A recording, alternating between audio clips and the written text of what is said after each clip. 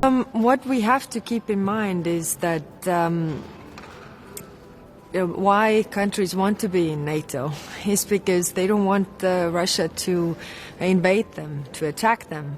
And that's why, Sweden and Finland joined NATO. That's why the Baltic states joined NATO, to have this defense umbrella, really. We have to understand that Donbas is not Putin's endgame.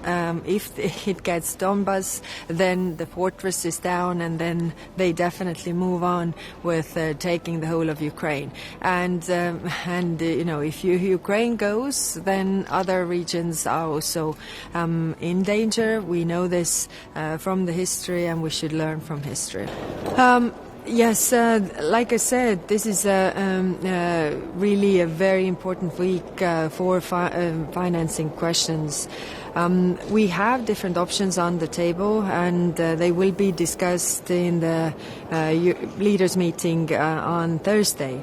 What President Costa has said, we will not leave the meeting before we get before we get the decision on the funding for Ukraine. The most credible option is the reparations loan, and this is what we are working on. We are not there yet, and it is increasingly difficult, but we're doing the work. We still have some days. This FAC meeting is really important for Lithuania, as we expect that colleagues ministers will agree, and the Council will pass the additional criteria for the Belarusian sanctions regime.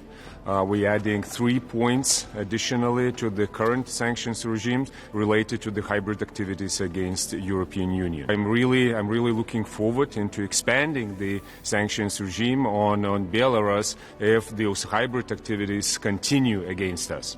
So politically united and then also fast in the decisions. This is the recipe for the future and prevention from the activities against the EU as we were suffering already. Only when we are united, dictators step back.